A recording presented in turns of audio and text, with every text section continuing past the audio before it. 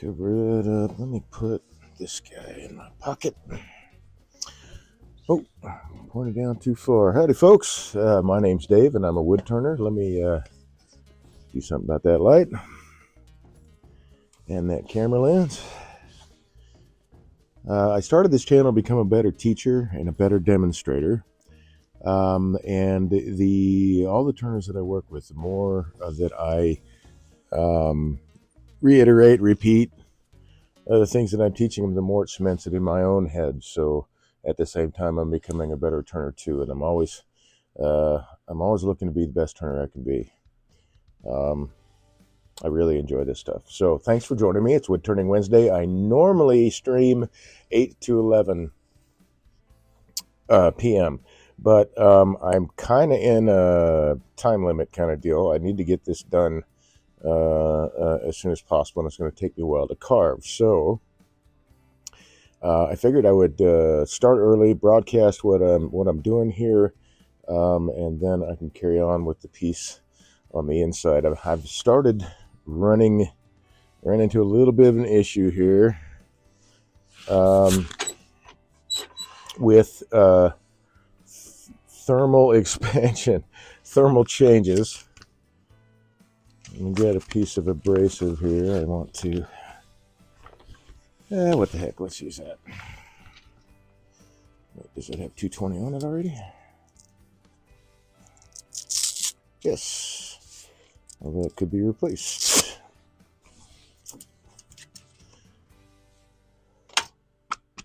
All right.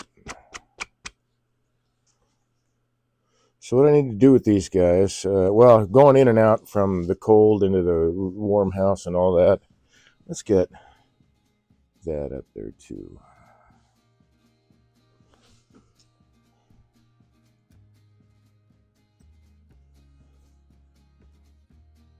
Abadus, howdy all. Hey, how are you, man? Thanks for joining me. Where are you tuning in from? The reason I ask is because I looked at my readout from last night's stream, and I had people in Morocco. Let's see, where else was it? India, Morocco, and there's one other place I can't, which surprised me. I thought it was pretty cool that like these are getting out all over the planet. So I'm really thrilled about that. I started this channel to become a better teacher and a better demonstrator to reach more folks. So all the support I get along the way is awesome. I appreciate it. I am based in Traverse City right now. Get that light. So I'm working on this project. I want to keep these from getting too doggone cold because the wood is shrinking, and trying to fit pieces together, going back and forth inside is kind of tough. It takes a little bit of time to deal with that. So what I'm going to do is get the wall thickness set on these guys so that I can carve. And actually, the reason I brought this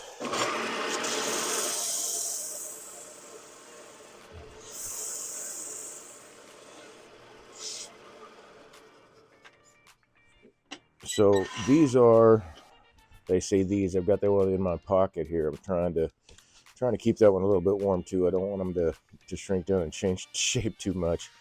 I'm actually going to have that problem with this piece because this has been sitting out here the whole winter. So once that goes inside, what I'm going to do is turn the handles for these inner drawers that I'm putting into the box that I started last night.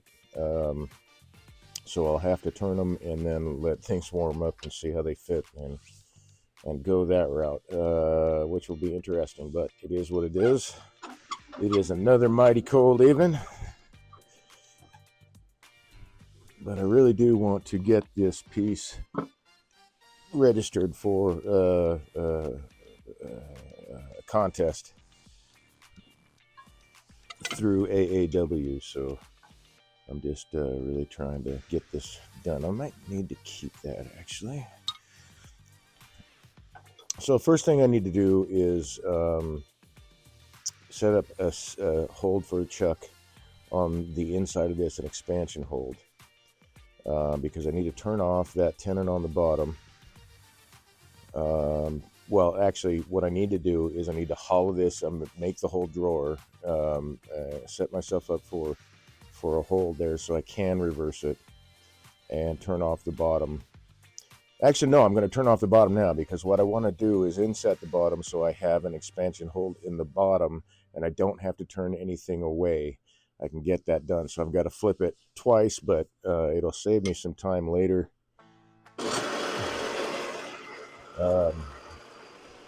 When I'm doing all the carving and the finishing. And of course, this light is apparently too cold to turn on. Oh well. So that's actually pretty level.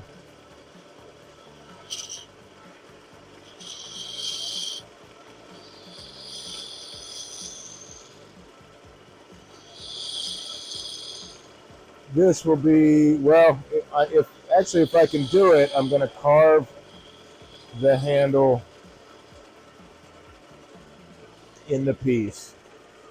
And I do believe that is pretty close where I gotta go. You know, it might make more sense for me to grab my 1/2" spindle gouge. I'm a little too high on my tool rest for that tool. That's about right. So, Alberta, Canada. Hey, excellent. Very, very cool. Are you sorry, let me read the name again. Abadus. So you're in Alberta, Canada. Are you a wood turner? Do you just have an interest in it? I know there are a lot of wood turners up there.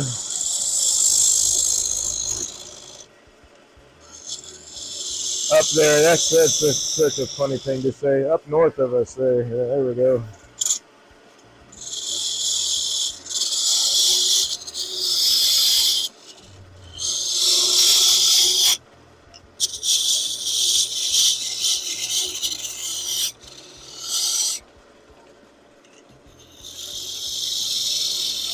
Would be helpful if I had this light working here.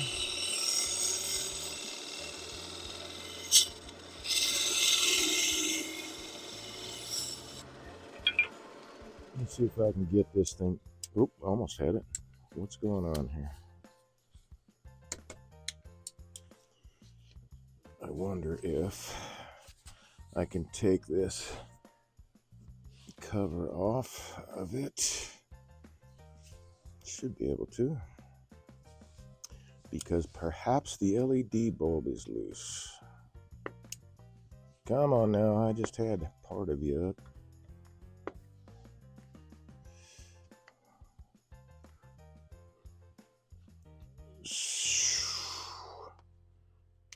Oh, that's...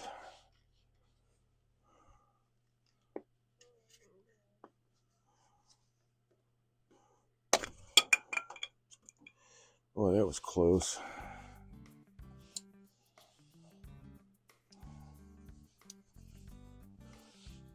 Huh. Well, I'm not sure why this light isn't working, but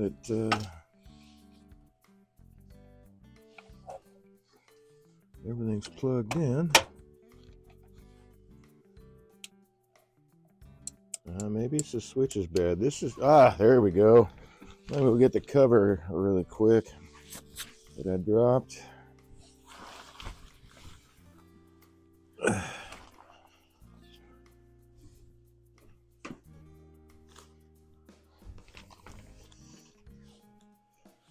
Oh gosh, I really don't like LEDs. Especially when they strobe. Not fun. All right.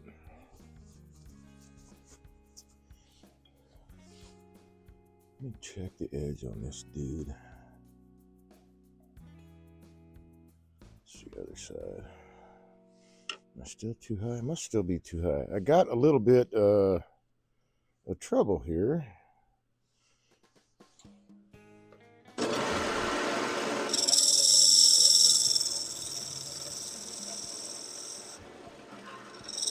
And took a little bit of gouge out of the outside of this piece. Fortunately, I do need to cut it down in size a little bit.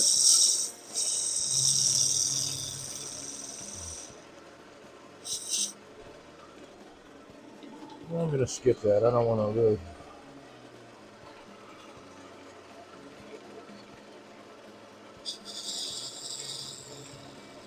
Don't want to really take your time to sharpen it. It won't take long, I guess, but hell, I'm running, so... When I am able to, on these drawers,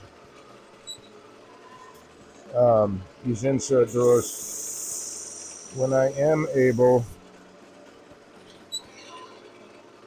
to carve the handle, or even if I can't, whatever base I leave in the bottom, I make sure that I have enough space to put the handle button or finish turning that handle, and it's not above the outer surface here, because these have to nest in the box together, one on top of the other.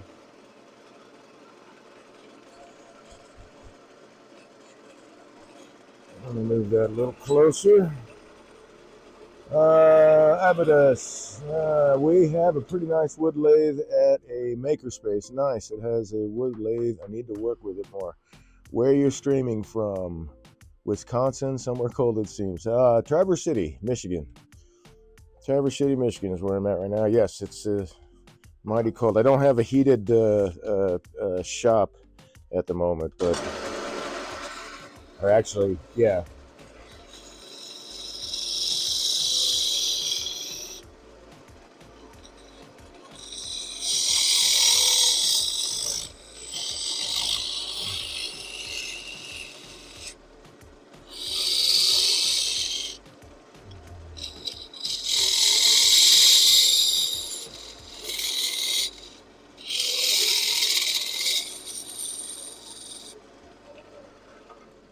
So I've been turning for, well, since 2015.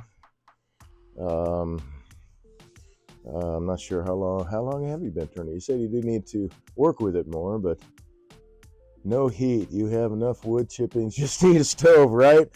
Yeah. I try not to have any open flames in here, but yeah, I did actually have one of the big box stores. I'm also a disabled vet. One of the big box stores was willing to donate a gas heater, and I've got the lines for that. The problem is that this is a wood shop, and so shavings and sawdust are going everywhere, and I don't want open flames. But it was a really nice offer. Okay, let me square this up really quick. Thinkity think.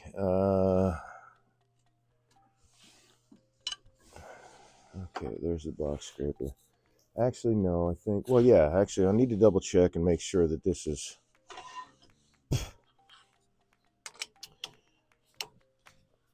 wide enough that these jaws will fit inside. Not quite. So a little bit more, but that's why I grabbed my little homemade box scraper.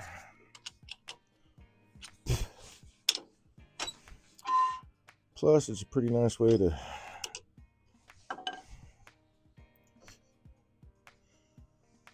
ensure I've got square walls here.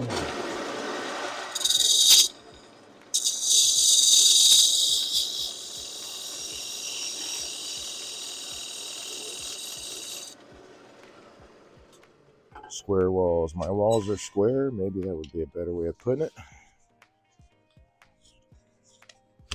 Huh. That's interesting. I just bought a new little T-handle system. This is not what I was looking for, but it's what they had available. So I'm gonna giving it a try.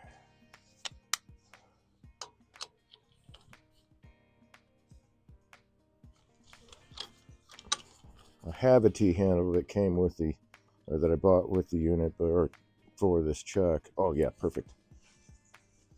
Okay, so I can finish this. This just has a little bit wider T. It'll attach to whatever Allen wrenches I put in it, metric, or I don't know. I'm just going to call it American. I don't know if anybody, how many other people in the world use standard SAE. Let's see. Yeah, that's what I was going to do. I am going to grab my calipers really quick.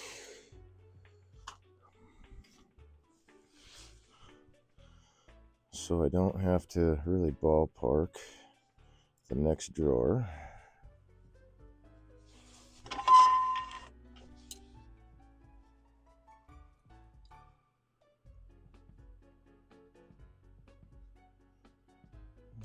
That's center, yep.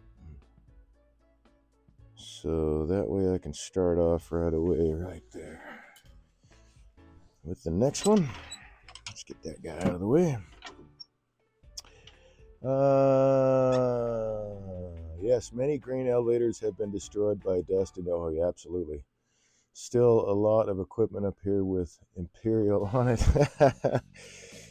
So Imperial is that metric? I'm not sure. I'm pretty. I thought most of what is in Canada was metric, so I'm not positive. Although I will say my favorite screws, and I can't remember the guy who designed it, but the square screws, Canadian invention. Absolutely love those.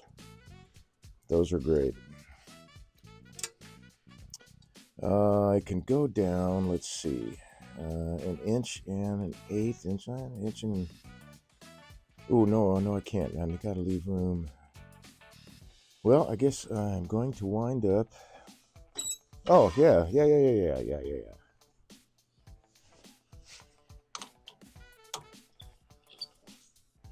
So I need to make the inset chuck hold on the bottom of this, so I know what my internal depth is going to be. I need to set this. Oh, this is just going to be a tough gig today. Yeah, no, that'll be fine. Too high.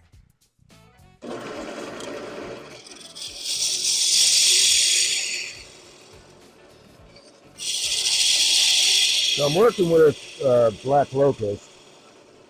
I think Black Locust is pretty cool because it fluoresces. Honey Locust doesn't seem to fluoresce as much, but Honey Locust is also one of my favorite woods to turn. I really like the colors that are in that species of tree.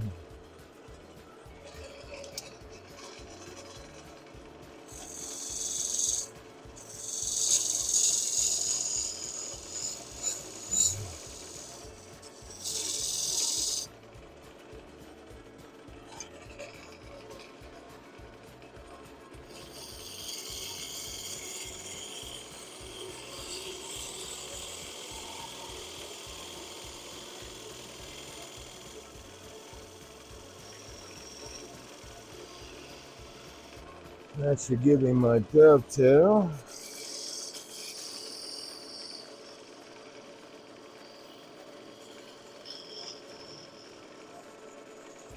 And that should flatten out the bottom.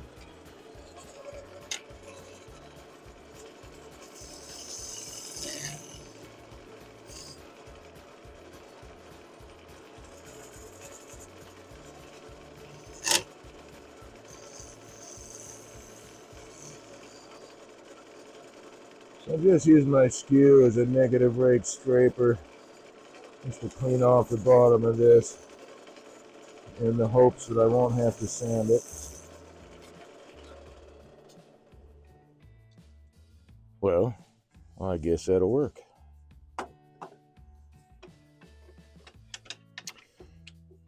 Okay, Dave, you're running out of room here. I need to make sure that is going to mate with the dovetail on the jaws.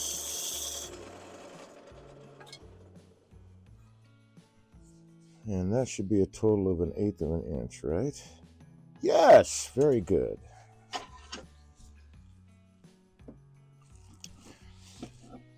So for these smaller pieces, are really, at least in my opinion, I don't really. I've got to widen it up just a bit. Okay. Oh no, we can't be having that. So it looks like I need to add a little bit of glue here in a minute.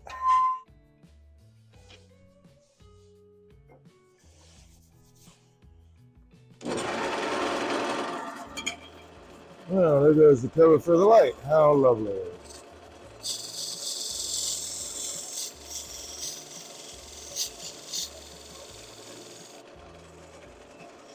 So I want to leave myself a good wall thickness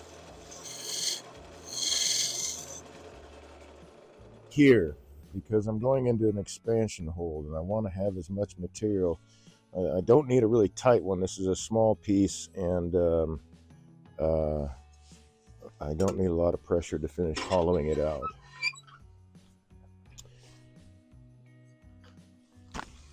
So really, I just need, a fat 1/16 of an inch to be able to get my jaws to expand into there. And just for giggles, I'm going to do this.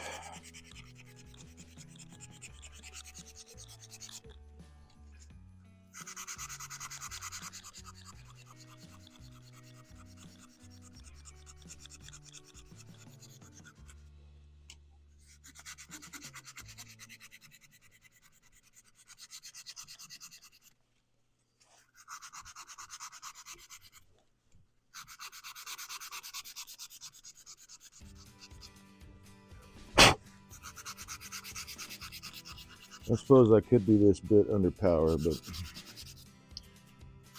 it's really not going to take that long. And then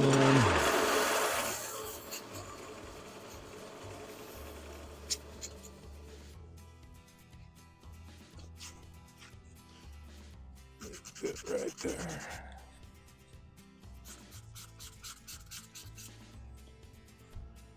And that should be fine the way it is. I need to go and grab, let's see, where was that? Right there. Ooh, that kind of bugs me. Let me get that right in between jaws. I'm going to slightly pry this guy open a bit to get some thin CA glue in there. I'm sure it's seeping there nicely, but I just want to open it up just a little bit.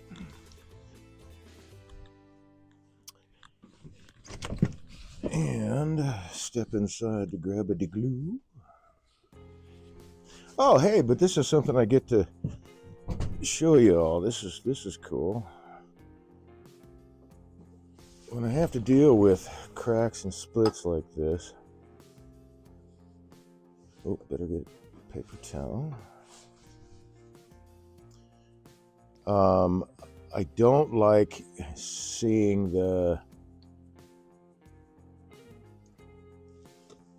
glue stain on the piece.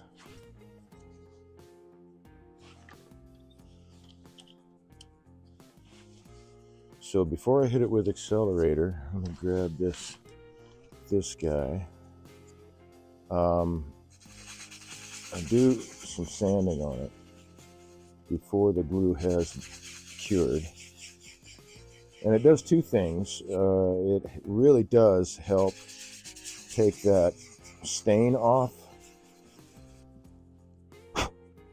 And the sawdust, if there's any kind of gap, the sawdust fills it in, and then the glue sets in and fills that crack.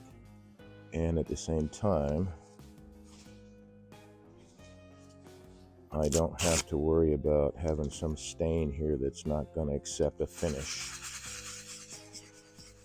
So I like to do this before I set the glue. Whoops.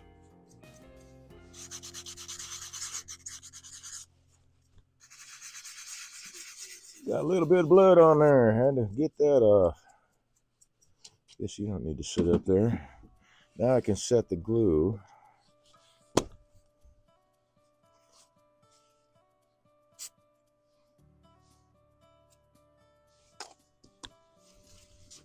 And the glue won't have stained the wood or you know, filled the pores and sealed the surface, because I've already sanded that away and it didn't have time to really sink in. So then I'll hit this guy, because I do notice accelerants sometimes discolor the wood a little bit. Let me double check this in the chalk.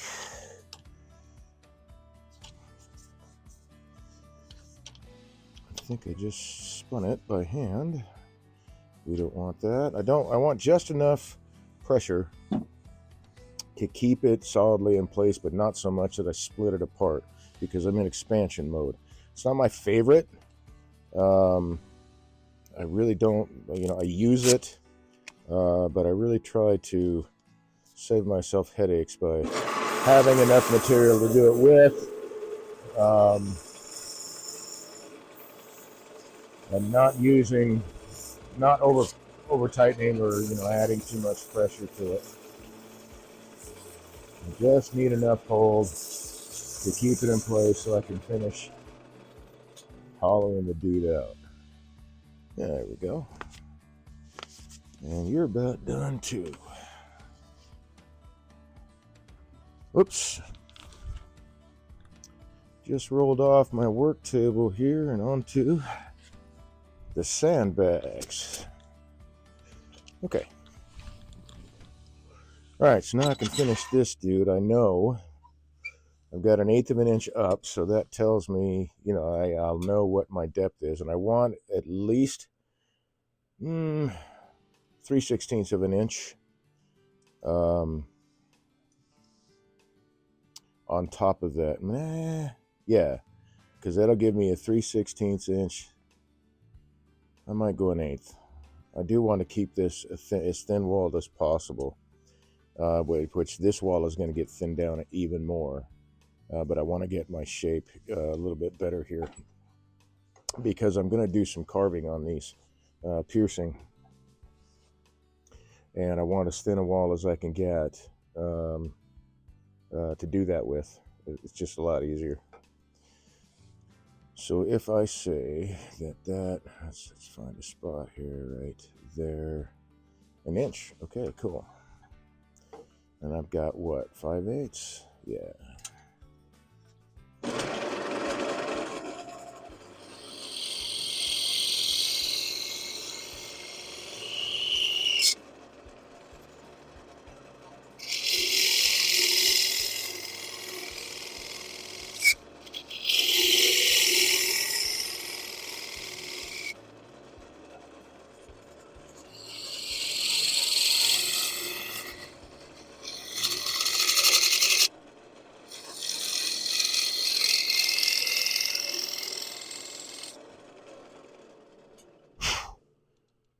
Looks about 7/8.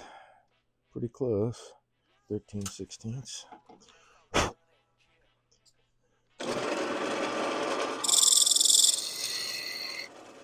So, since I'm having trouble with, not in there, getting the tool in the right position, I'm going to finish off this with negative rig scraper, round nose negative rig scraper. It's getting into the tenon that I'm having a little issue with.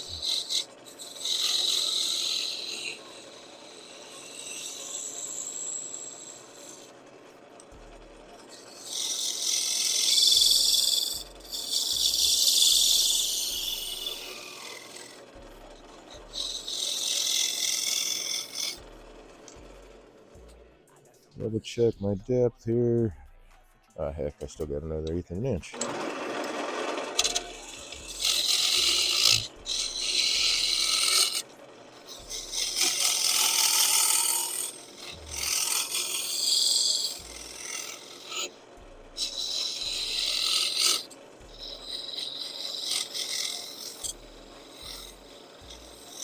And I really like using negative red scrapers in this capacity because it's a whole lot less sanding, less kind of a pain in the butt to try to get abrasive in there in the first place. That's not a bad surface. And I'm going to be piercing it anyway, so there isn't going to be any sanding other than what's on the outside, or at least very, very little, because this is going to be kind of delicate. So the wall needs to be thinner.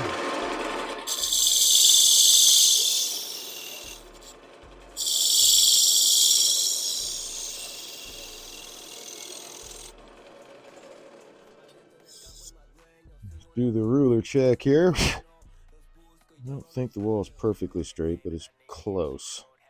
Oh, yeah. So if you don't know this ruler trick, I want my walls, inside and outside walls, to be parallel. So I can take the ruler and set it on the outside and sight that ruler and see that, yes, it's parallel with the ways. And do the same thing on the inside. Just lean this up, make sure it is on the wall. And so I'm a little bit off, but right here, about, I don't know, about halfway down, it's fairly straight. So I really don't have to mess with this too much. It's further down that I want to get the wall thickness a little bit better. So let's raise this up just a touch, and we'll take the box scraper now. Actually, let me double check my depth. I can go a little deeper than that. Cool.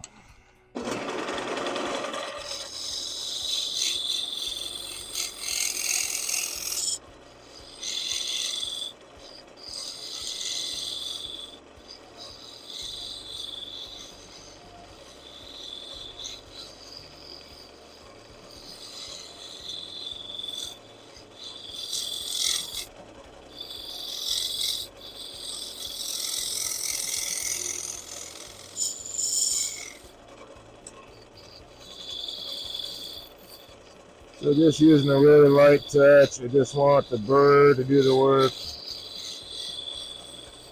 And clean that surface right off. Just like that. It's fairly flat already. And that is just shy of an inch in depth. Better than 15/16, but not quite an inch. I should double check here. Let's see.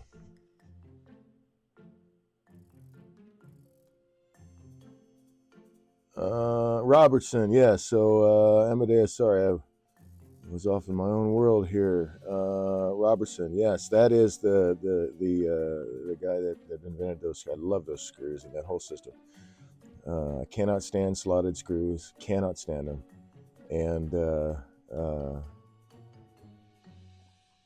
well, anyway, that's why I countered them more in electrical work than anything else. But I really do like them.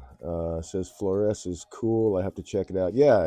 Actually, I can grab it. Fluoresce is a really nice green color. It's really, really nice. Honey locust does fluoresce a little bit, but not anywhere near as much as the black variety. I'll be lurking while I work on a project. Groovy. All right, man. I appreciate it. Appreciate you joining me. I think on this guy I better have a 90-degree angle on the bottom, because I'm going to be carving everything above where that inside of that bottom is. While it's on the lathe, I can draw my border, but all the side of this is going to be pierced. So I think I will take it down.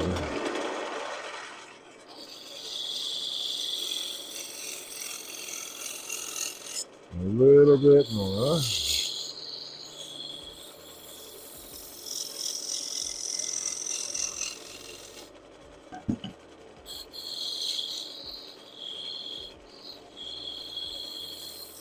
Very, very light touch.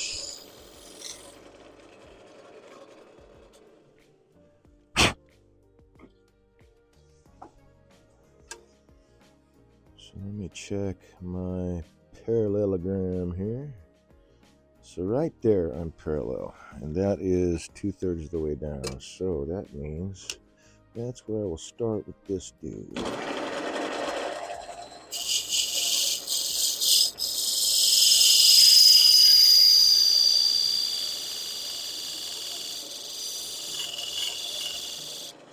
I don't normally make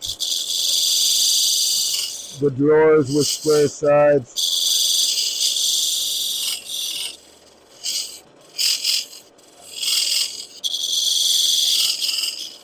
Because it's just more difficult to sand if I ever have to sand these. I usually leave just a slight curve in the bottom. Plus, I don't know, I think, my opinion, I guess, I think that things that people put in here with that little curve, it kind of shepherds them more toward, more away from the walls, I guess. So I'm going to use my skew as a negative reg scraper to clean up where I had to square that wall up.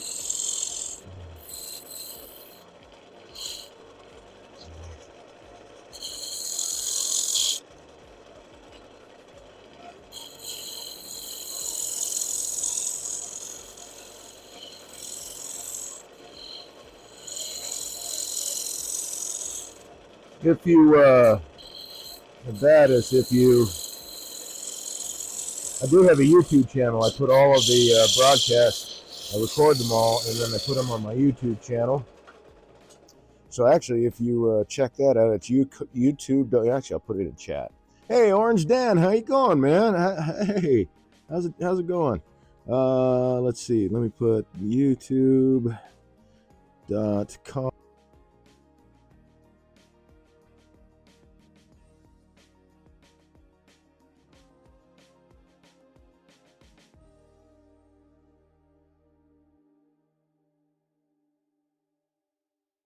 Yeah, all right. So it muted. Sometimes typing, I can't remember which key it is. There's a key here that if as I'm typing, it mutes my it mutes my microphone.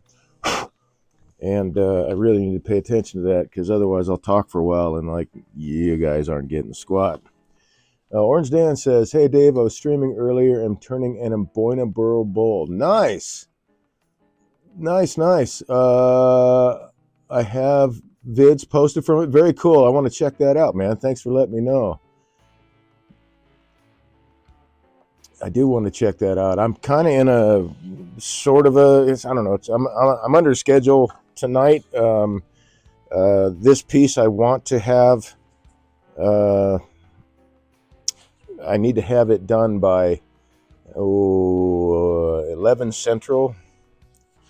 Actually, I need to have all the registration for this piece done by then, because I'm entering it into a art contest at AAW.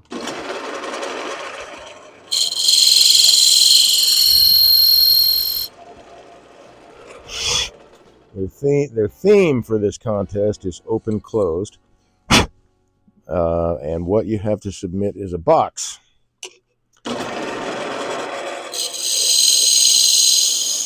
And I had one going, and it was a hybrid resin piece, but the resin is just not. It's taken forever to set up.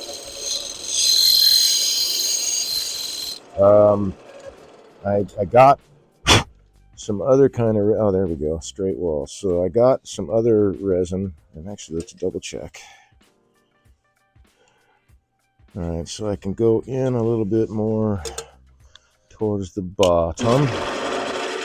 Went to Michael's and got some of their craft resin, and it is a 24-hour cure.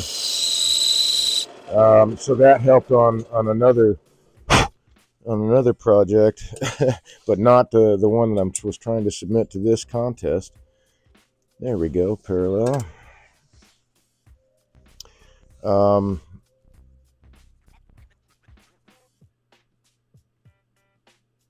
What do I need to do now? Yeah, so like today, was it day 3? I think third day that I had started this resin pour, and it's just now hardening up. And I haven't left it out in the winter or anything like that, but and I'm fairly sure that I mixed everything properly, but for some reason it's taken longer to cure, and I'm kind of suspecting it's because it's winter, but it's not curing outside, so I'm not sure. Ah, at the wrong angle. There we go.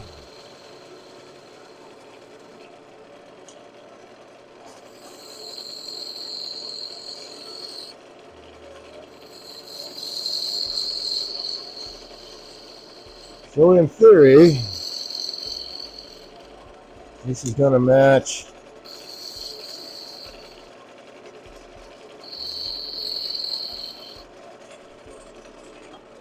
Angle this dude this way. Match the handle that I have for the lid.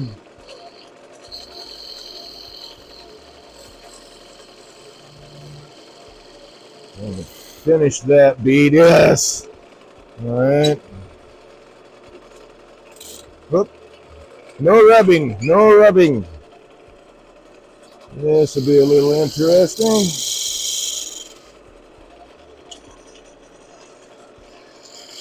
All right. I'm going to have to grab my other tool here so I can undercut this.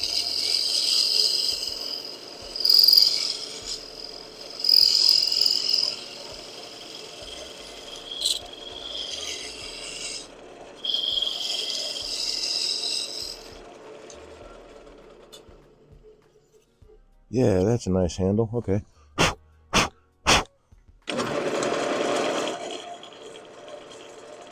Let's clean that up a bit. Of course, it's just a shade too low.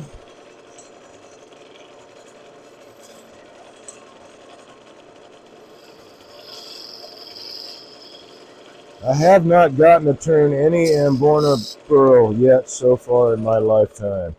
LOL, Orange Dan 76 says, I'm always down to the wire with that kind of thing too. Yeah. Well, actually, I didn't finish my long-winded story. So what happened was, because the resin wasn't setting up in a meaningful time as far as this contest is, I had to switch gears. And so I switched gears last night and started on this box instead. And I started actually early. I got the box and the lid done. So that'll work. And then I can pierce all that. Actually, I should have marked that. Let me mark that. Come here, pencil. So that should be 1 inch. Nah, it's a little shy. That's okay, though. It's okay to be a little bit shy. Just a hair shy. Hold still, Dave. Quit moving or I'm going to cut an ear off. All right.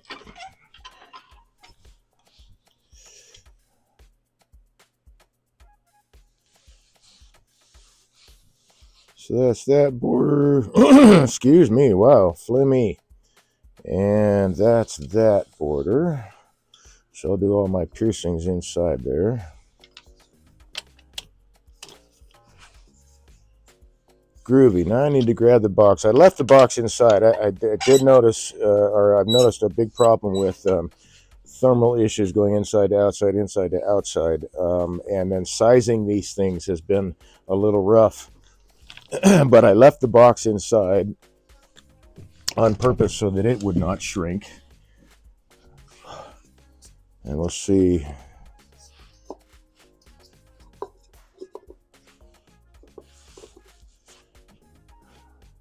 What am I grabbing? Elsewise, wait, where's the lid? Oh, lid, there you are.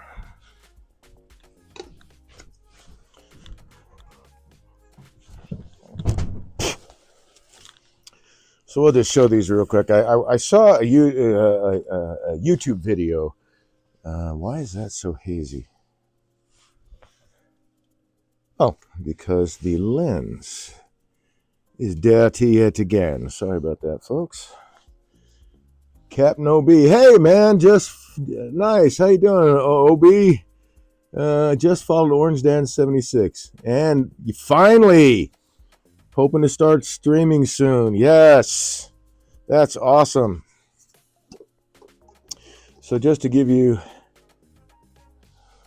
I did. I swapped cameras. Let's not do that. Let's do that. So I've got the box made, and the latest thing I have to do piercings on that, as is the box. But this is I watched a YouTube video like 2015, 2016. I cannot remember the guy's name. It was just something that caught my interest, and he was making a box for his granddaughter, and he made a box with a little hollow in the bottom and then a little drawer on top, and it wasn't very big. It was just for earrings.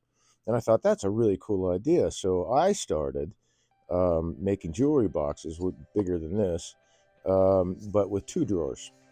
And so there's a hollow in the bottom that this sits on a shelf, and then the other drawer sits on top, and then the lid fits all that in together.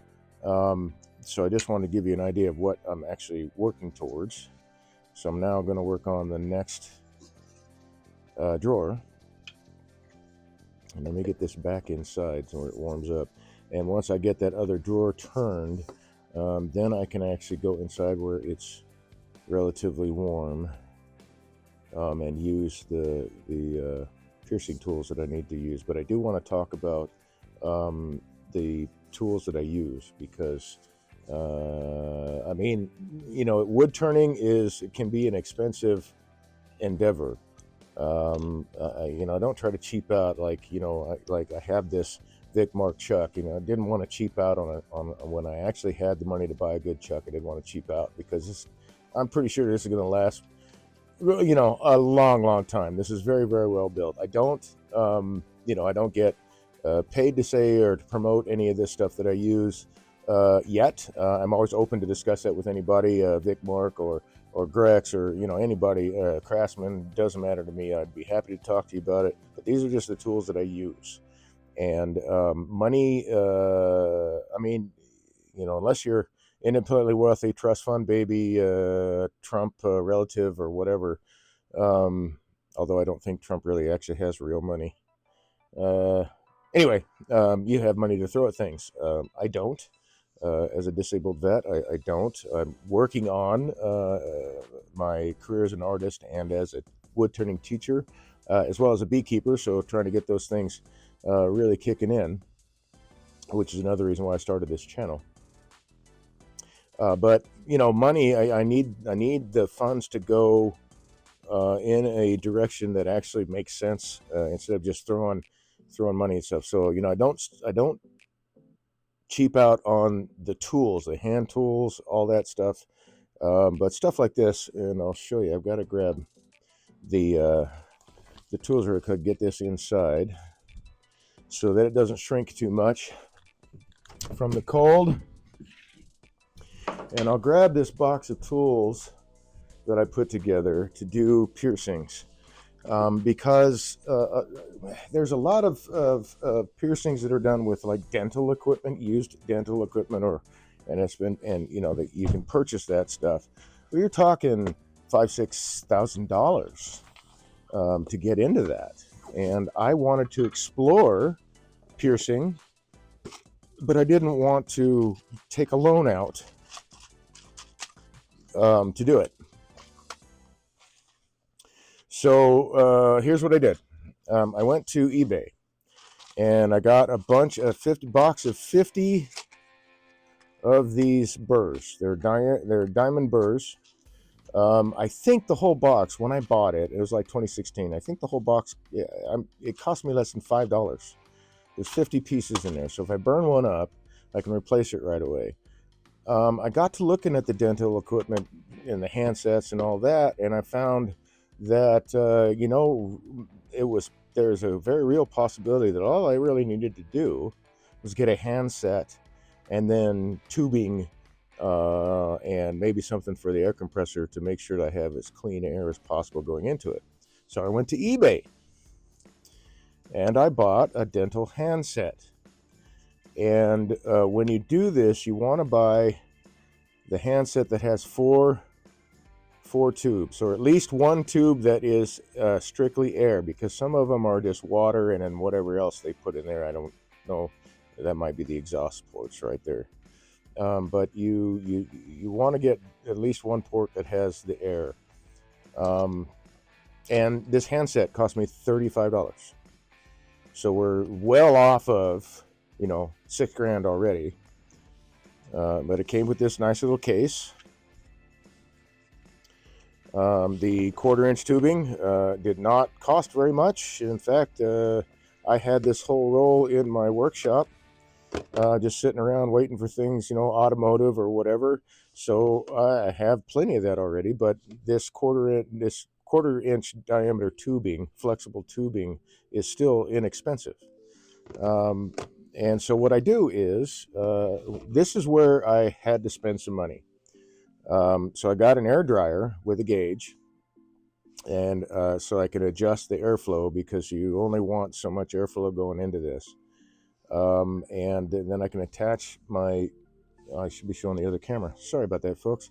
So this just plugs right into the end of my compressor, and then the tubing goes onto this barbed fitting here. This lets me control how much pressure is actually going out. I can take all the pressure from the compressor here, but it's also got an air dryer. And so that helps me ensure that I have as dry air as possible going into this dental handset. So I throw the tubing on there, and I throw the tubing on that port that is the air port. And all I have to hold is the little handset with tubing trailing off of it. This comes off of my compressor. This cost me, all told, about $45. So that was where, or about $45-50. So that was where most of the expense was. So we're still talking so far, less than $110. But again, I did this because I just wanted to explore and see, was it worth my, was it worth my time? That's kind of rude. Was it something I was interested in? Was it worthwhile to me? And I decided, I don't want to spend $5,000, $6,000, whatever, upwards of that, on something that I may not ever even use again. But I use this whole setup a whole lot, it turns out. And then of course, I bought the proper lube for this handset, and that was like $5. So we're talking less than $120, and I'm not counting shipping, but less than $120 for all the pieces, parts. So if you want to explore this idea of piercing and you don't have a ton of money, this is a really good way to go about it, because this whole setup works really, really nicely. And it is, however long you make your tubing is how portable you are. So that's what I normally use, is this air-driven dental drill handset piece. I built a little stand here so that I could run, I could leave the compressor in the garage and I could stand outside. I can attach this to this here. I can do it on the lathe. I put a little lathe block on it, but that also works well in my workmate workbench. I could just hold this and stand outside. I can run a line from here to the compressor. This will stand outside, and all I'm moving is the handset and the 1/4-inch tubing. So that didn't take me long to build at all. Just a bolt and a washer, and then I don't know, that was probably $20-25 for the proper lathe part, but I'm sure you could fabricate one. I just bought one. And this particular stand came with this gauge and air dryer, so all I had to do was attach it to a piece of wood or some kind of base. So that is an inexpensive way to try that out. I highly recommend it, only because I've really enjoyed it. It's a really neat I think it's a really neat thing to explore. But again, you don't have to shell out $5,000 to buy, this high dollar. I mean, I don't know if you're going to get good results with it or not. I just didn't want to. I didn't want that investment. If I'm going to spend $5 or $6,000, I'm buying a new lathe. I'm not going to buy a dental drill. That's just how it is in my world. So let me put these away, and hopefully that will help somebody out.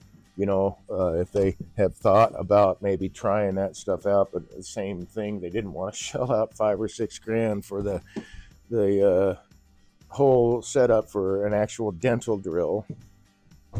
Although, it's got an articulating arm and all that stuff. Not a big deal. It's nice how the grain matches up across the top. Yeah, thank you. I try really, really hard to do that. And actually, you can check out, I will show you the box, but I don't need to. You can check out my YouTube video from yesterday. I'll have to double check. It should be up on YouTube already when I started all this. So I brought my UV flashlight out and showed the fluorescence of the black locust, and that's one way to identify. There are other species that fluoresce, but not many. Black locust definitely fluoresces. It's really nice green color when it fluoresces. I think it's cool. I just thought that was interesting. I like learning as much as I can about the timbers and materials and whatever that I'm working with. Tools, whatever. I want to learn as much as I can about them. I'm on that quest, man. I want to be the best turner I can be. There's nothing saying that, I'm not trying to be the best turner on the planet. I just want to be the best I can be. I started this as therapy, and I fall in love with it. It's still awesome therapy.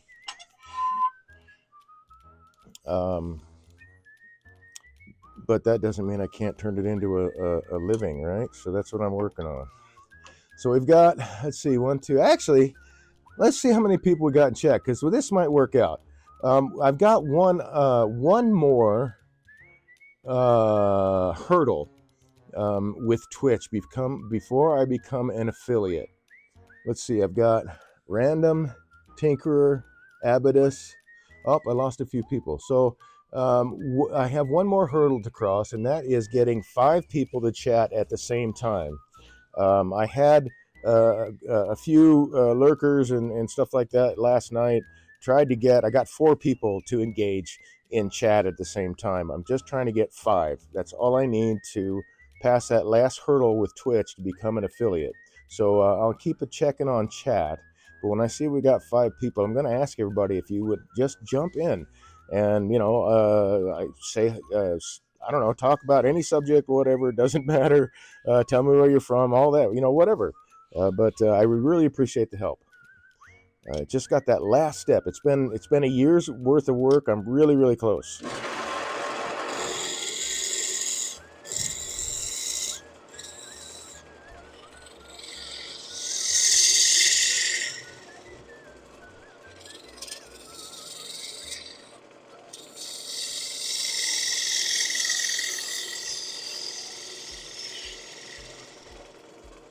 Let's see, this one I actually needed to change.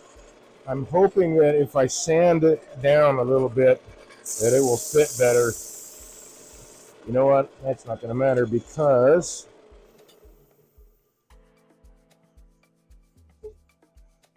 we are not running true. So I'm going to check this against the box really quick. I think it's still probably a little tight. Again, it's an issue that I'm going from inside to outside. These pieces are getting cold. Oh, wait a minute. What am I doing here? Hold the phone. I'll be right back. Oh, that's the lid. No, the lid's done. I have made a box. So one of these is the end of the piece that I was not using, which is amusing because I thought I had them all figured out.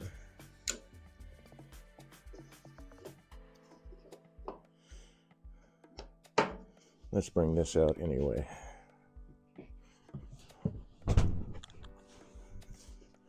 I had one extra piece. That was probably it. So all this came out of one piece of black locust, and that's how I got the grain to line up. And again, it's in my video from last night, but even the drawers themselves, the grain will line up. It's further down the tree, or the log that I had.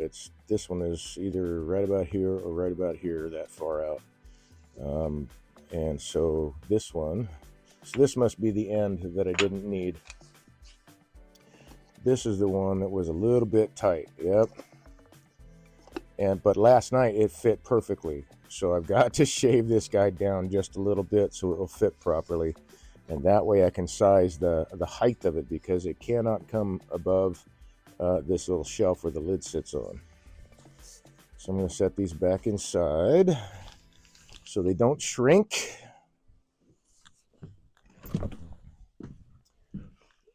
From the cold. Want to be able to size everything properly. Oh, I made a mistake. All right, I put that other drawer inside, and I'm sure it's probably warmed up by now, but I want to keep it outside of the box just in case until it's completely warmed up, because if it expands in there and gets stuck, I'm kind of hosed. All right, so this guy, okay, I'm going to put this guy away since I don't need to be confused any more than I already am.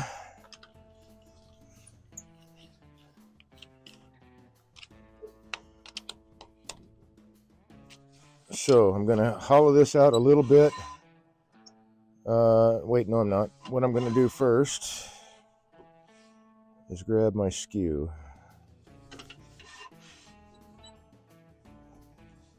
Let me double check. Maybe that's not even quite. Yeah, it's not quite parallel. So let's make that happen.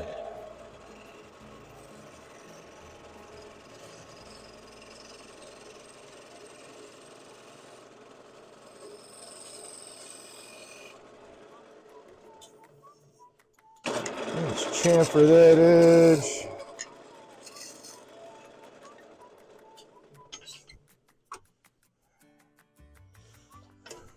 And just for giggles.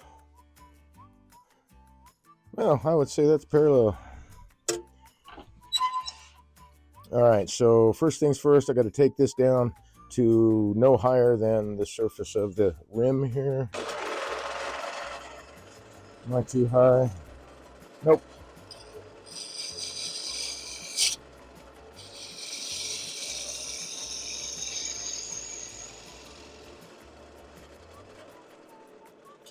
So that's good. Now I'll start hollowing it up.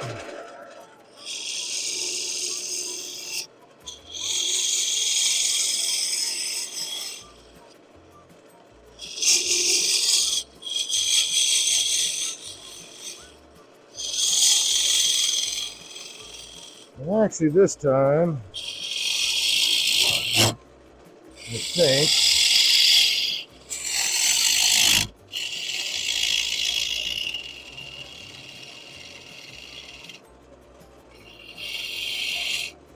I'll just go this deep here, since I got to flip it around anyway. I think something like that was a good wall thickness for the chuck to hold on to.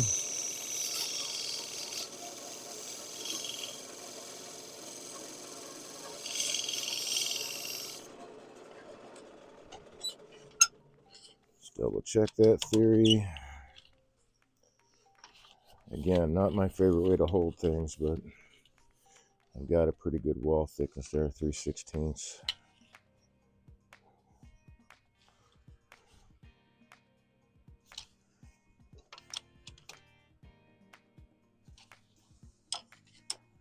That side.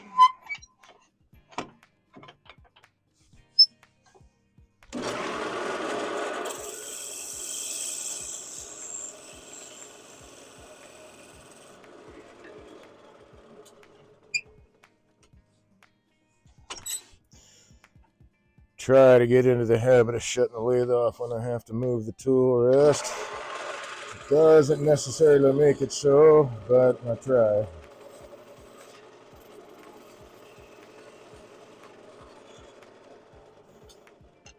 After that edge.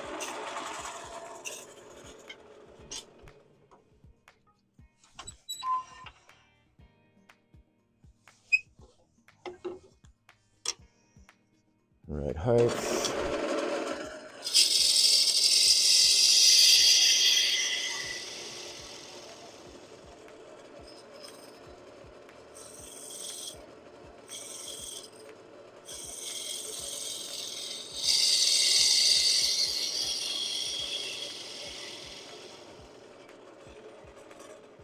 So it's not super well. This is going to be the bottom. But even if I wasn't going to do an indentation there, it's not super critical that I have a concave bottom, because I really just need to have this outer part perpendicular to the lathe. Just enough so that this edge sits on top of the other drawer's edge right there. This can be a little concave, a little convex. It doesn't really matter. In this case, I'm in settings so I can grab it in an expansion hold with a chuck. But it's, for me, that's not super critical.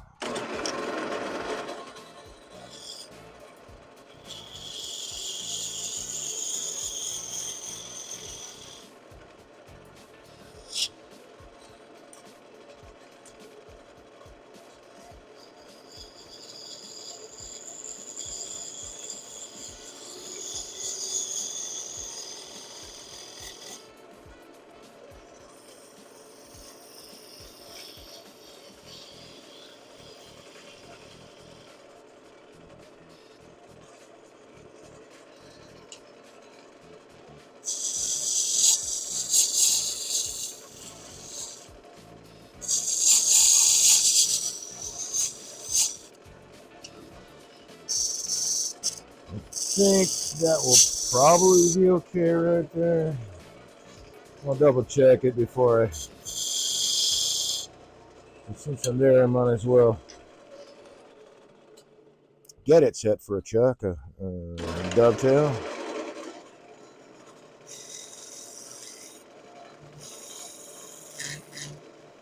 Again, using my skew as a negative red scraper.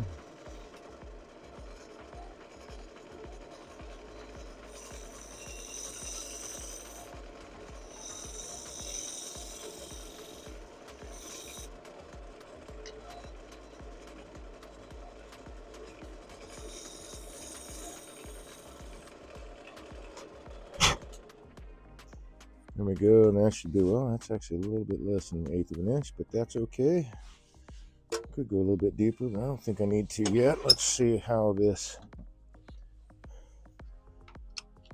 goes into the... Well, that'll be a good enough hold for me. All right, so before I do that, let's sand this dude, and then I want to double check the fitment of it with the actual box, with the other drawer in.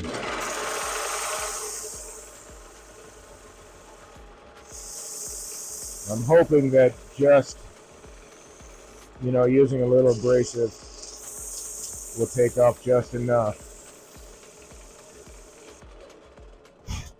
And then I could take a really thin shaving with the skew too, but... Alright, I will be right back. I'm going to double check this.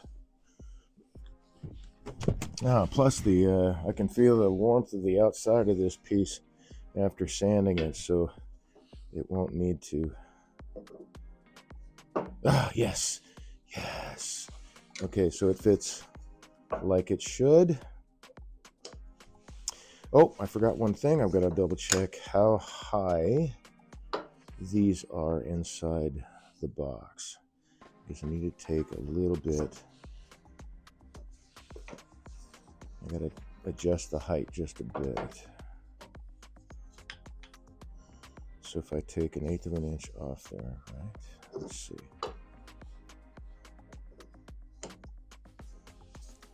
Yeah, that should do. All right. Make sure I don't leave the drawer in there, but the lid needs to stay on.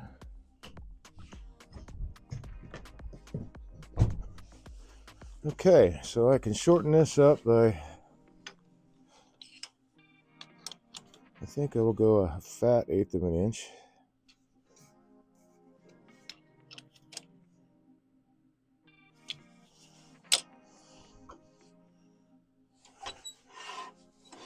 And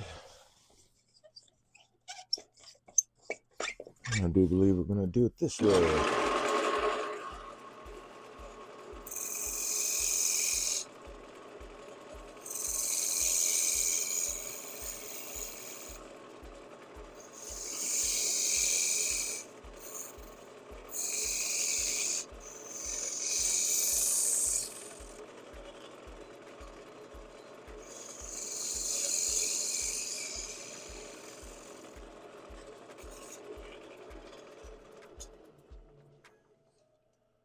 So let's peel that off. I'm going to do one more check. Yeah. How about not monkey around with that? Let's not monkey around with that.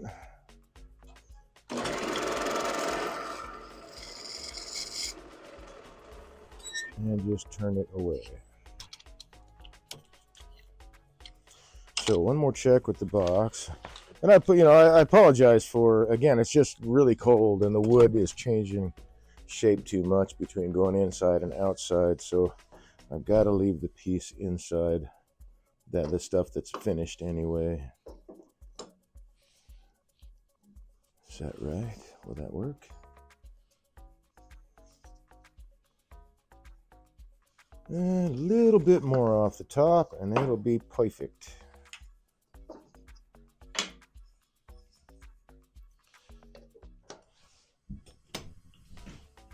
Oh, sorry, man. I just realized I never did finish what I was talking about with the video from last night. I laid out the whole piece. Let's see. Random Tinkerer says Pyrophorus says RT. Random Tinkerer, how was the birthday supper? Was good. Why? Cool. Cool. Checking out the menu. Nice. Welcome, Pyrophorus. I really appreciate you joining us tonight. What wood do you enjoy turning the most? Random Tinkerer says.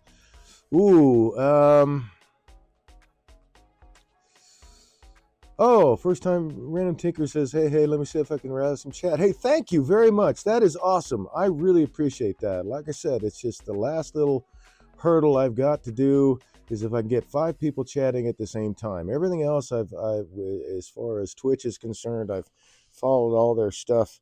That's just the last little bit. So thanks. That would be awesome. That'd be awesome. That reminds me I should go ahead and double check. Yeah, we got another. No, not quite. We got 4 people, but I'll throw this out there anyway. I'm excited about it, so I'm going to keep talking about it. It's been a year's worth of work, but I've got one more hurdle before I before I can actually become an affiliate for Twitch, and that is to get 5 people to chat at the same time. Last week, I got some people to chat, but I misread it. I misread what the guideline was, and it was I read it as 5 people chatting on my stream, and it turns out no, that's not the case. It was 5 people chatting at the same time. So that's really cool, man. If you can help with that, I would really appreciate it. Like I said, I appreciate all the support I can get. I'm really close to becoming an affiliate for Twitch. I'd be more than happy to help anybody else out too. This has been pretty groovy community with the people I've met so far. So thank you very much for the assist. So I need to take just a little bit more off here for it to be just right, like Goldilocks says.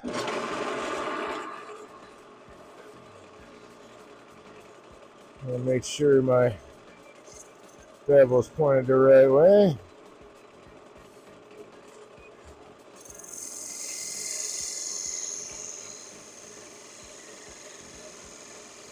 because the tool's going to want to go in the direction that the bevel is pointing.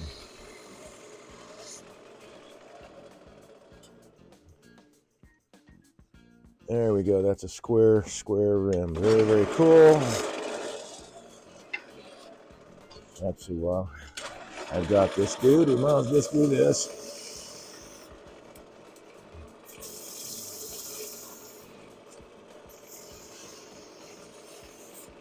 So I like my little Greg sander. I can run it. I did an experiment one day because I didn't actually have an air compressor available where I was doing a demo. So I did have this in my bag though. I was like, well, maybe I can use it as a friction sander. And sure enough, man, even though it's an orbital sander, it works really, really well as a friction sander too. So if you get into a spot and these are great, they run like, on really low PSI. If I remember right, this one will run down on 2 PSI. So I can run this a lot longer than my other air tools. Again, I don't receive anything for promoting any of these tools. It's just the tools that I happen to use. I think these are $135 now, something in that neighborhood. But worth it, man, because not only can you use it with air, you can use it without. It's really, really handy, and it's a nice orbital sander. I've had it for a while. Really, really enjoyed using it. It's made some things quite a bit simpler.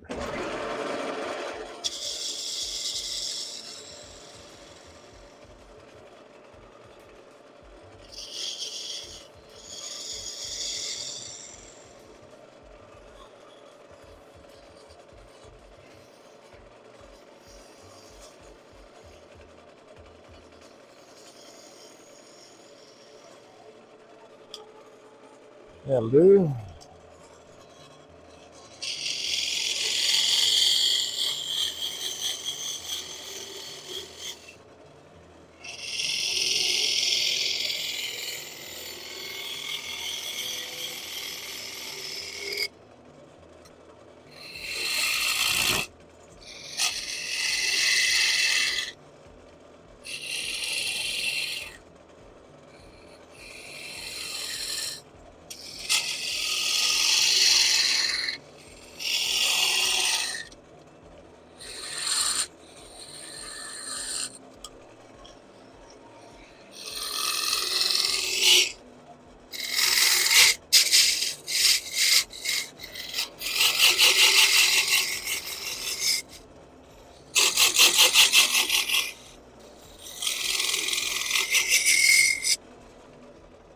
Now, before I get too nuts, I want to be aware of where that bottom is at.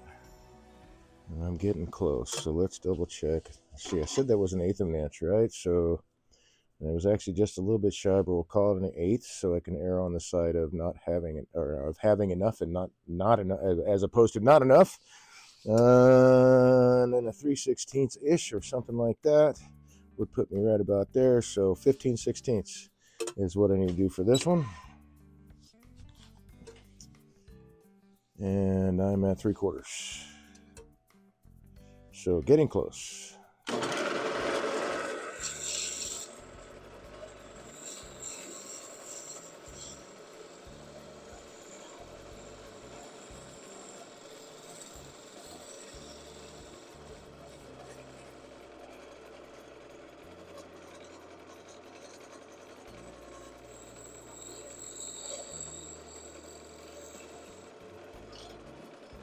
Let's see, let's continue where I'm at there. Nope, wrong one. There.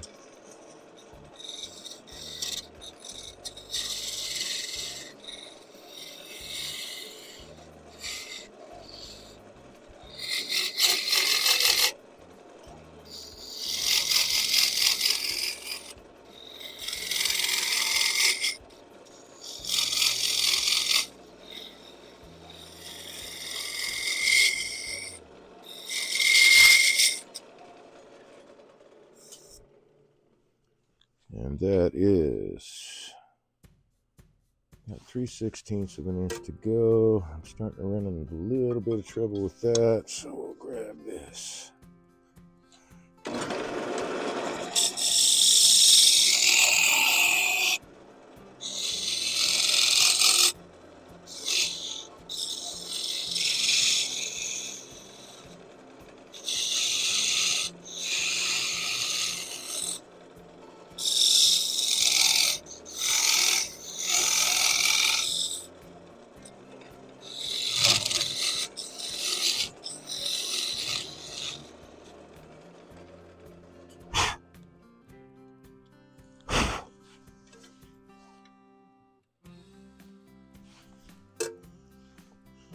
Just sneaking my way down to my final depth.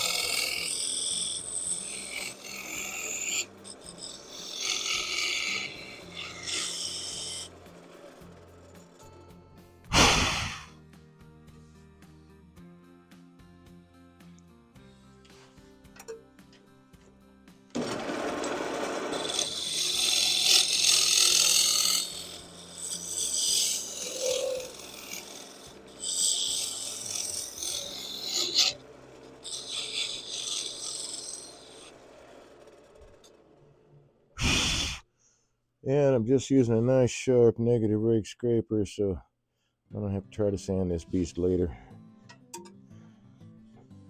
I'm going to be piercing all of it, but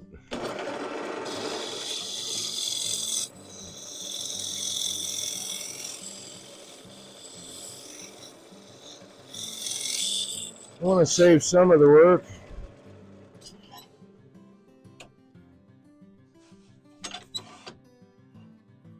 Let's see, I think I need to be, let's move that guy.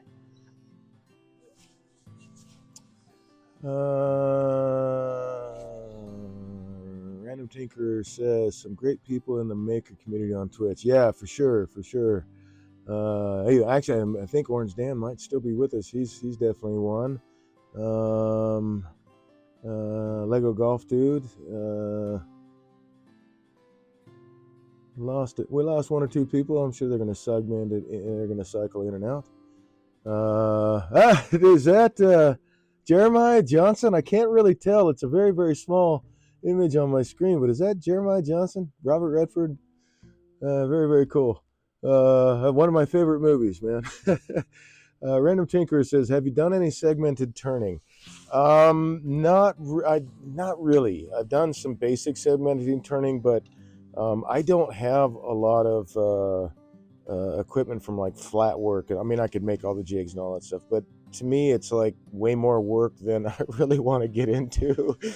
I think it's fascinating stuff, but it's I'm just not really into it. I think it's the people that do it are fantastic artists and all that stuff, but I don't have the patience, I think. Yes, got my bead.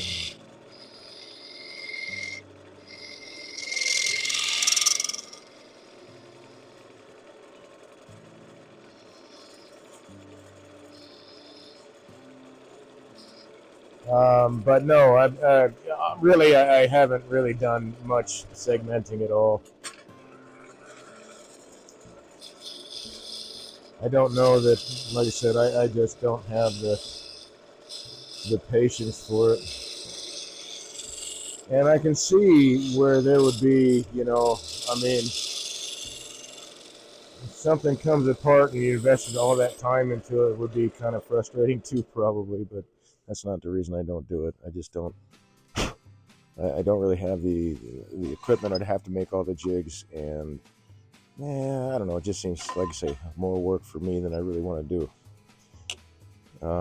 I turn green and seasoned wood, but I like to be able to start like right between centers and on balance points, and then just go make whatever shape happens to come out of the piece of wood. I do plan things like this and do silly things like this on a regular basis, but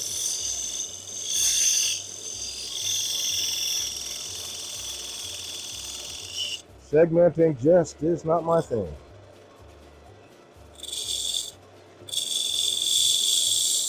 I have explored it though, because I want to. There's so many things, opportunities in the wood turning world for me, different cool new ideas to try out. I still turn pens occasionally. I don't do a ton of them. Orange Dan 76 actually is a really nice pen turner. Hopefully you might be able to, if you haven't already, check out his channel. And he posts a lot of his stuff on Instagram too.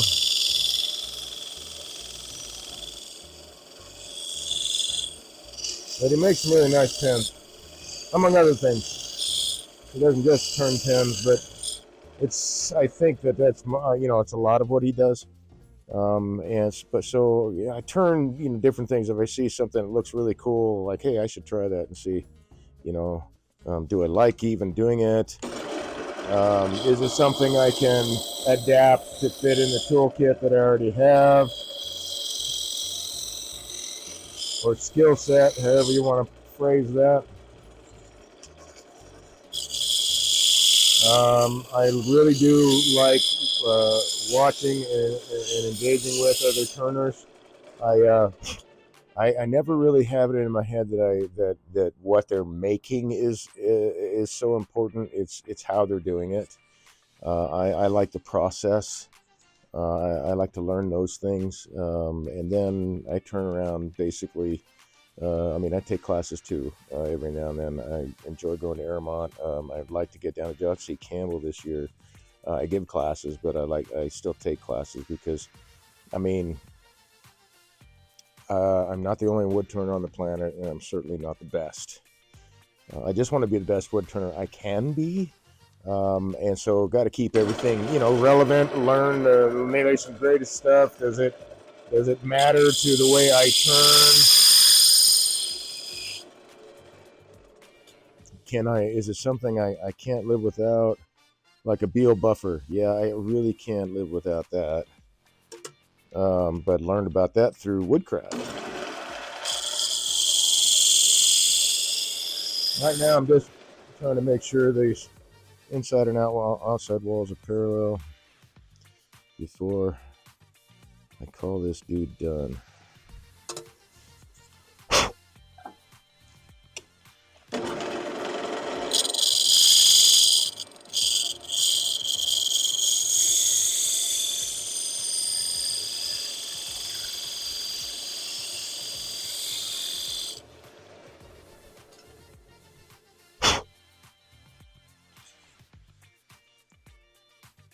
That did it. That's a nice wall thickness. I think I could probably go maybe a little bit thinner than that. I think I will. Just to make it easier to do the piercing.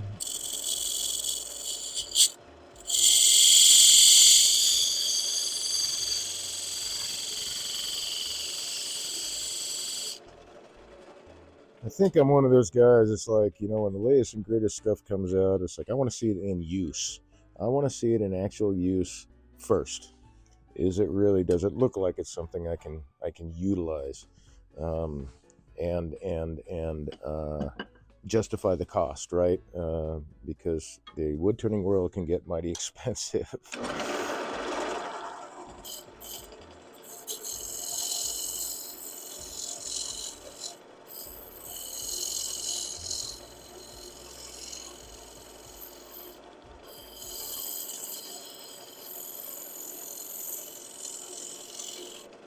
We're just using a skew to straighten up that corner here. I do not like that though, so let's see, how am I going to fix that?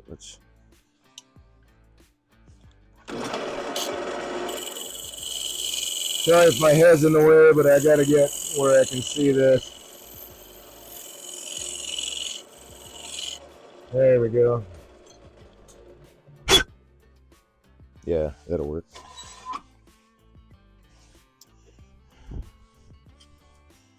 Now we're going to double check the fit on everything. I could clean that up some, so I'm going to, while I have the opportunity,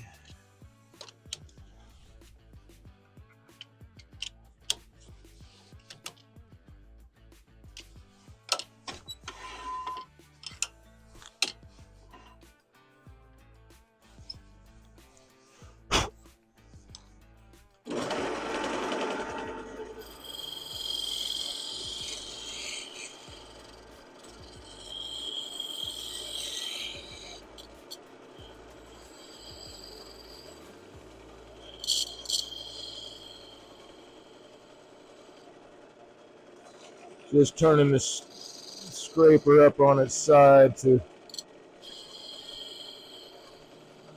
have more of just the burr, just to make sure it's only the burr that's touching.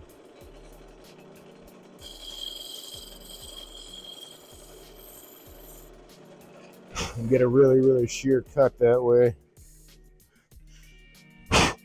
Yeah, that cleaned it up really nicely. Okay, cool. So let's set this guy in the pocket really fast. Warm it up a tad. I don't need this guy, turns out.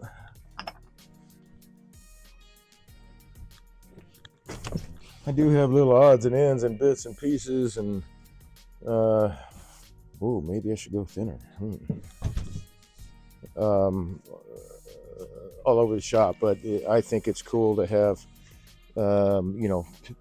pieces for finials or pens if you're going to turn that, or whatever kind of kit deal. Okay, so that's the first one. Could I go thinner? Yeah, I can go thinner with that. And it fits. If it fits, it ships. Yeah, baby. Okay, so this one is marked for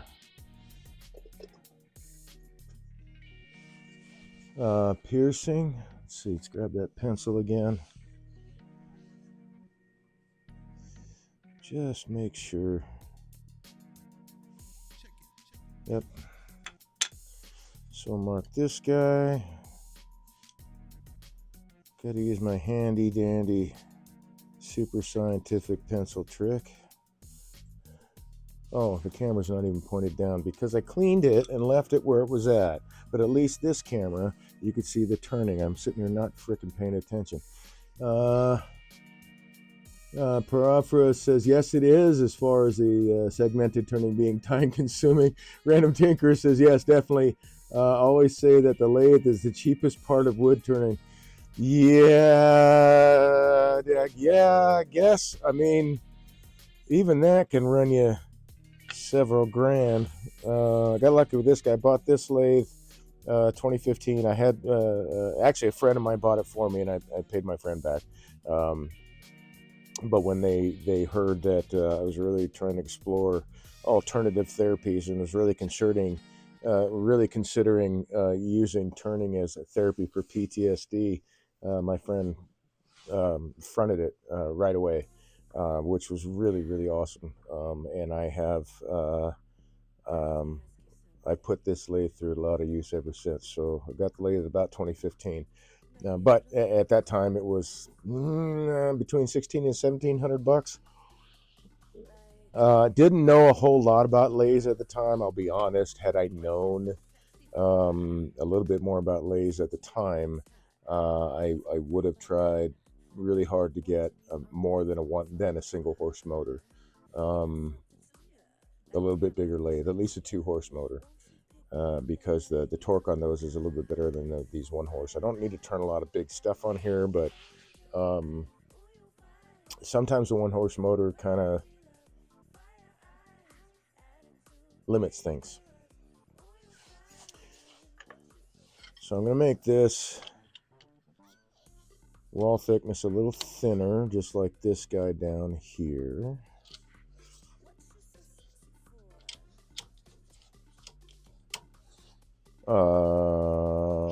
And now I find actually this same lathe now Jet is selling for twice what I bought for it 10 years ago. So yeah, lathes can get kind of spendy. This is a decent mid-range-ish sort of kind of lathe. It had a very good price point at the time. So that's why I picked it up. And I wasn't really sure, like I said, what kind of lathe I should get. This one seemed to be affordable to me at the time, but had I known, like I said, I'd have got a little bit more power. Easy to amass thousands. Random Tinker says it pretty easy to amass thousands in chucks and chisels. Amen. Holy cow, yeah. This Vicmark chuck was $460.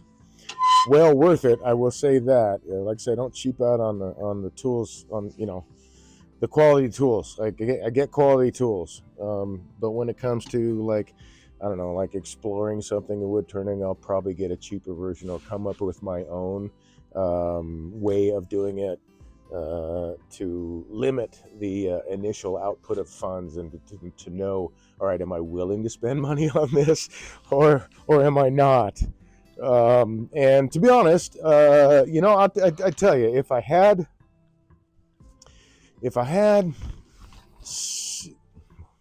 okay, if I had $6,000 to spend on something, the first thing I would consider is a lathe, to be honest. But if I had more than that, it was just like money was no object. Would I buy a dental drill system, all the stuff that comes with it? Yeah, I would. Because I had the money to spend on it. It's not because I use it all the time. I use the setup that I've got. Yeah, I use it. It's not the center point of everything. I just know that if I want to do some piercings, I've got stuff here. I don't have to have a special setup, and it was, I mean, dirt cheap. Less than $125 for all of it, including the stand that I had to make and all that. So, for me, it was worth, if I was going to explore it was worth doing that. And then it turns out that really, that's really all I need. Yeah, would I like having the whole dentist drill set up and the articulating arm? Yeah, I'd like to have that. That'd be kind of cool, but it's not a necessity. I kind of look at things sometimes as like necessity, and yeah, man, I'd like to have a bigger lathe, that's for sure. And then of course it'd probably be a funny thing where no, it wouldn't, but because I could do larger platters and larger bowls, so that would be kind of cool. But I'd still do a bunch of small stuff on it, because on a lathe you're only limited by the swing. You're only limited how big you can go. The only limit to how small you can go is your own physical makeup. And do you have tremors, smaller pieces, eighth of an inch in diameter. I mean, I've turned finials. You turn a finial, and that can go to a point often, and they're sticking out from the end of the headstock. So if you got the tremors, man, I would imagine that they would be a little more difficult to do. So whatever you can get your skill level to, that's where I try to tell people, that's where you're really limited. You're not limited on how you are limited to how big you can go on your lathe. But not how small. So even if you have a 24-inch swing on your lathe, there's no reason why you can't turn toothpicks. I mean, it doesn't matter. The same thing here. So, and I've got a 13.5-inch-ish. It says it's a 14-inch swing, but it works out to actually be about 13.5 is what I can turn here. I can make this outboard. That's one of the reasons I bought the lathe too, because the headstock swivels, and when I started, I couldn't stand for long periods, and so having the headstock swivel meant I could sit down and turn.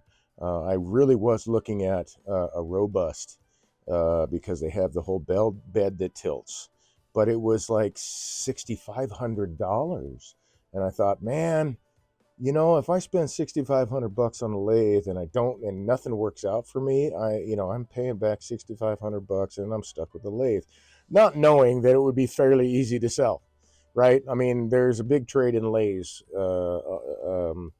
Lathes can have a long lifespan, just moving from person to person.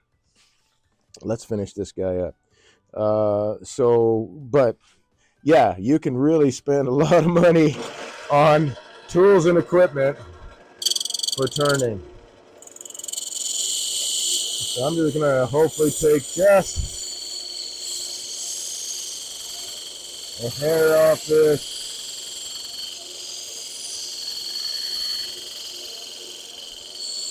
And I think I just made it not parallel anymore, but I think I just fixed it. So let's see. Yep. Gotta do a little bit more. And close.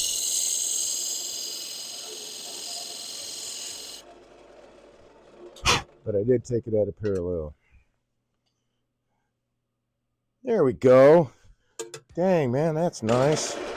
All right, so I've got a little bit of a burr here. I'm going to chamfer that edge. No sanding for you.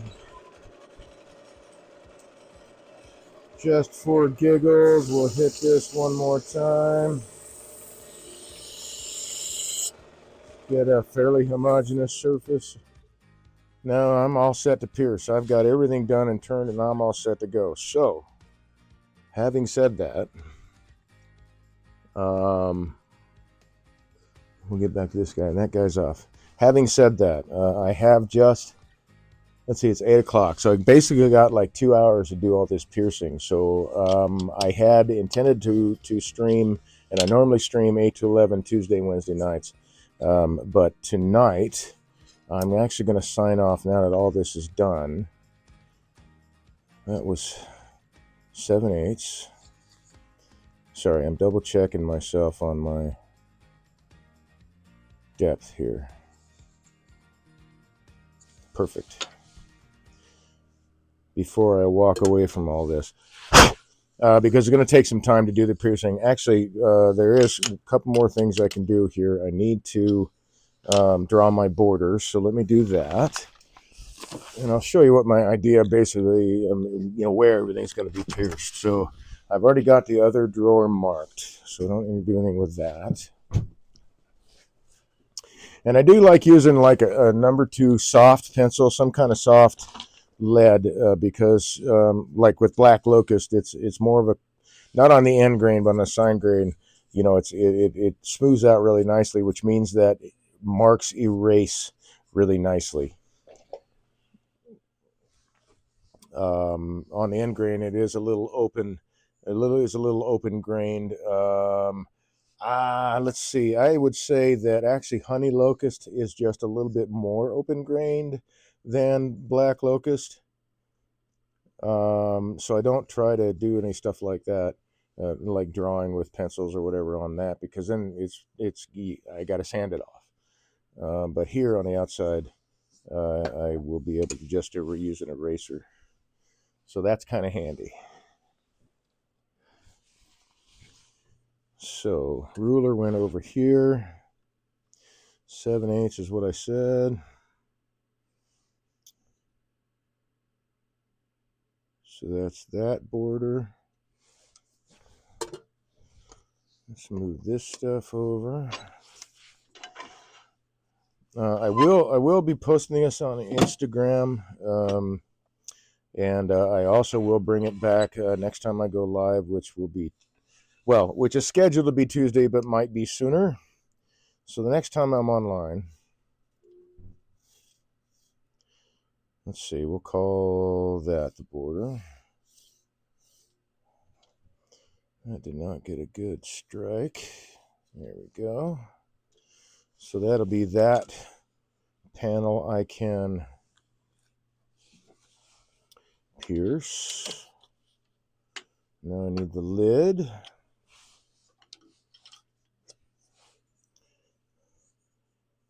And that would be right there. So that would be that one. And then all the way up to there. Cool. So let's draw that line.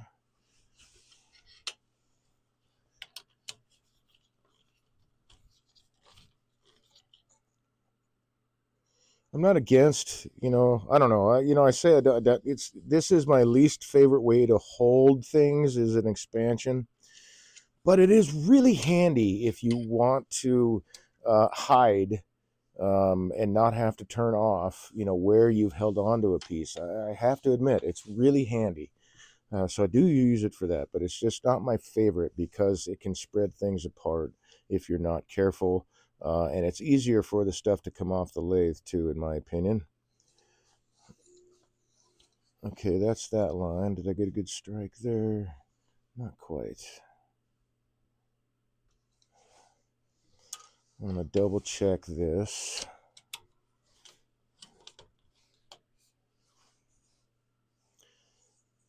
Because I think I want to go to right into this curve here. right to the center of it. There we go. So I could actually make it a little bit narrower. Or, no, that should be fine right there. So I can go all the way up to this point. So I'll give myself, say, that much to stay away from the handle. So that's that mapped area. And then this guy. So I just need to gently hold this in there. I probably should be smart and use a jam chuck just so I don't dick this up. I don't want to dick it up, man. I spent a lot of time on it already. And I don't have enough time to start over and make it to the cutoff time to submit this dude. So, jam chuck it is.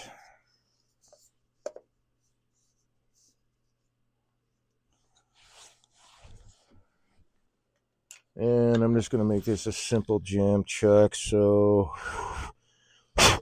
that's concave. That'll work. So I'll bring up the tailstock. I got to move some tools here. Put some away so they're not underfoot. Those get put up. That one goes in there too.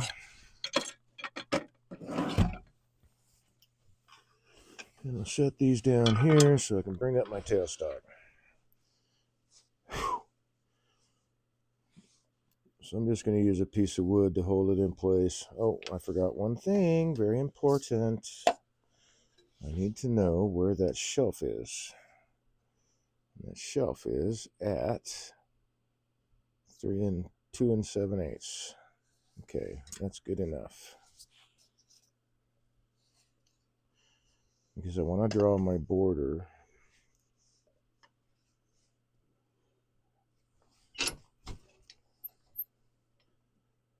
above the shelf.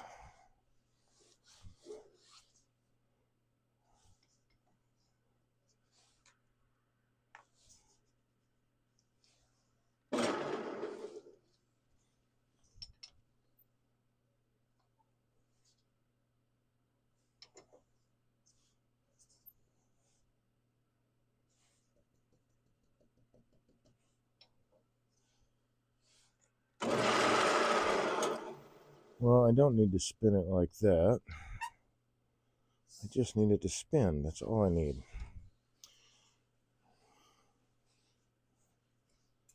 All right, so 2 7/8 inches down is right there. So the shelf is going to be right there. So I lost my magnet. Nope, there it is. Random Tinker says pretty easy to mass. Oh, yes, yeah, big investment. Yes, sorry, I read those already.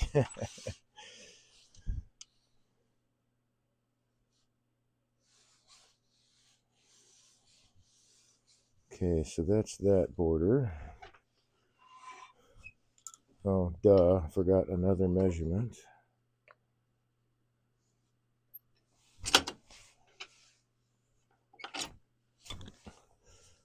I need to know. All right, let's get this guy out of the way.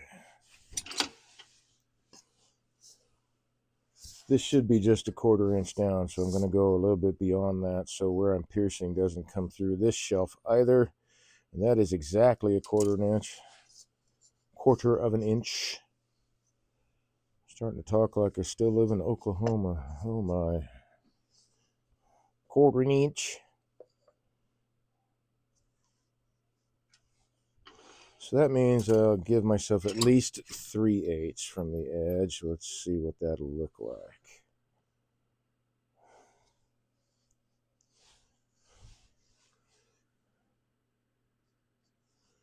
You know what? I'm going to go... 1/4 inch comes down. It gives me 1/8 of an inch. I'm going to go 7/16. So make that my border there. And if that doesn't look good, then I will use that.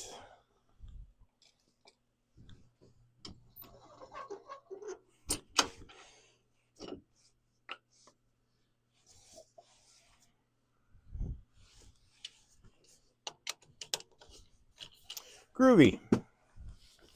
Groovy, groovy, groovy.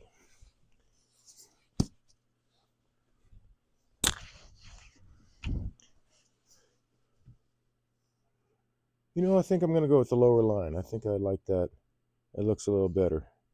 Give me 1/8 of an inch to the shelf where the piercing's going to go through.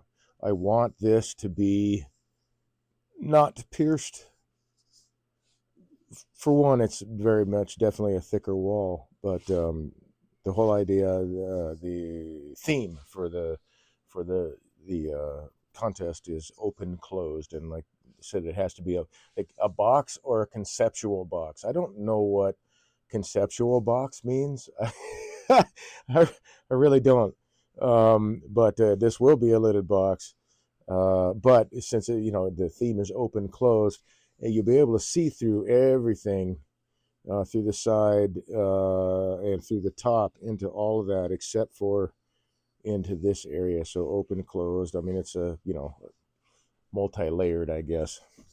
Let's take these inside really quick.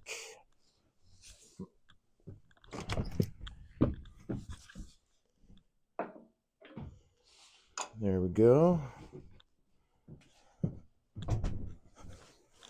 And that's going to wrap up my broadcast for this evening. For anyone that came in late, my name is Dave. I'm a wood turner. I started turning as therapy for PTSD. Found out I actually had a knack for it, but fell in love with it. It is definitely one of my favorite therapies. I got to tell you that. So I talk to like any veteran I can get a hold of, even veteran dependents, because there's a lot of people out there that have an interest in wood turning, but maybe they're a little daunted or whatever. But I got to tell you that if you're wood turner, you understand that there is a specific focus that you get when you're turning wood, when you're turning on a lathe. And it keeps you in the now because you better be where you're at because you got stuff spinning around at 50, 60 miles an hour. Anyway, I started turning as therapy for PTSD, found out I really, really enjoy it. I really like teaching it. So I started this channel to become a better demonstrator and a better instructor. And at the same time, I'm working on my turning skills all the time. As I work with wood turners, the more I repeat all those things to teach, the more it gets cemented in my own head. So it helps me as well. But I really I'll talk about wood turning like for hours and beekeeping for hours if you're interested. But I want to thank you very much for joining me on this Wood Turning Wednesday. I am actually, interesting, I'm actually stopping the broadcast when I would normally be starting. But I want to have enough time to do the piercing and then take the photographs so I can submit the piece. So thank you, all of you who joined me this evening. Thank you very much for engaging in chat. I really, really appreciate it. Working on that 5. We'll see what the... oh, hey, thanks, Parophorus. He says, nice work. Have a great night. I hope you do, too. And actually, I need to find everybody's, everybody... So, Parophorus, are you a streamer? And Random Tinkerer, I'm just asking. I'll check. And I'll follow your channel and stuff. I want to see what you guys do. My oldest boy is a streamer, but he's a gamer, right? So I don't watch a lot of those. I do hang around for a while, but online gaming isn't. I'm just not already interested. But I do like chatting with people and learning about it, stuff like that. So okay, very groovy. Very groovy. You both are. So I'll check out your channels and I'll start following you too. Thanks again for the help this evening for trying to get those 5 people chatting at the same time. I don't think we made it. I think we had 4 like last night, but I'll wait for the stream review. Maybe there was 5 at a time. I'm hoping. I just want to get that last hurdle out of the way. Anyway. That's it for me this evening. I'll be back again. I normally stream Tuesday and Wednesday evenings, 8 to 11 Eastern Standard Time. Sometimes I start a little early. Sometimes I'll even go a little bit longer. But my schedule is 8 to 11. I'm considering adding another day or two in there. I'm not sure yet. I'm not sure what's going to happen this year, really, with art shows and all that kind of stuff. I do know that there are quite a few art shows that I'm priced out of now because the booth fees are outrageous. If anybody of you are also artists, you probably get it. I do fine art shows, and the booth fees are just getting outstandingly outrageous, and so I'm just stepping out of a lot of that. I think this year because it's a cash outlay that makes no sense. To me, it's highway robbery to the artists. These venues, and I appreciate the opportunities and all that stuff. But when you start jacking up prices to $600, $700, $800 for a booth space 10 by 10, it's like you're robbing the makers, and I don't agree with that. But it definitely prices me out of those shows. So I'll stick with my galleries, and I'll do a couple shows. I've got signed up for one for now. I'm sure I'll have 2 shows this year, might be 3. But anyway, everything's evolving. I'm not totally sure what's going to happen yet, whether or not I'll be able to add more nights on Twitch. But if I can, I will, because I just really enjoy this stuff. And being able to hang with people like you is awesome. I appreciate it. Random Tinker says, what part of the country are you in? Traverse City, Michigan. I'm broadcasting from Traverse City, Michigan, so I'm on Eastern Standard Time. I have to keep all those things in my head because, well, my daughter is on the same time zone as I am, but my 2 boys are not. So it's kind of interesting sometimes. Anyway, so I'm in Traverse City, Des Moines, Iowa. Hey, very cool, Random Tinker. Okay, so you're not really that far away. Iowa's only about 18 hours from here, right? It's not that bad. Maybe not that far. But yeah, very, very cool. And Paraphorus, I don't remember if you could just throw that up there. Where are you at? Are you in the U.S.? Phoenix. Okay, Phoenix. Very, very cool. I do believe my mom used to live in Phoenix. She now lives in New Mexico. Used to live in Arizona. But anyway, very, very cool. Very, very cool. I'm really going to start asking that more often because, like I said, when I was looking at the stream review last night, I had a viewer from Morocco, 2 viewers from Egypt, and then 1 viewer from somewhere else that was not in the U.S., and another one in Canada. And I was like, I thought that was awesome. I didn't know that it would go that far. So yeah, nice and warm here. Yeah, thanks for rubbing it in, man. It was single digits today, and we're dropping. I think we're going to get below 0 next week, and it's funny because in like 2 days or maybe 3, it's going to be 40 flipping degrees, and all of December was really warm. This January, though, it's just been nasty. It's been really, really cold. And even though it's hard to be coming out in the shop, I've got a little bitty Craftsman forced air heater. It's like this big around. It takes just enough of the chill off if I'm over 0 degrees. It takes just enough to chill off that I can hang out here. I'm actually wearing winter clothes. I don't like bundling myself up too much because it limits how I can move. But I've got some nice jacket and vest underneath, and it's helping out. Yeah, but it's just really cold. I think it was 70. You're gonna rub it in more.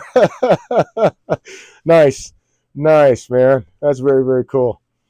So anyway, having said all that and rambling and all that, I really appreciate y'all. Thank you for the support. Thank you for following the channel.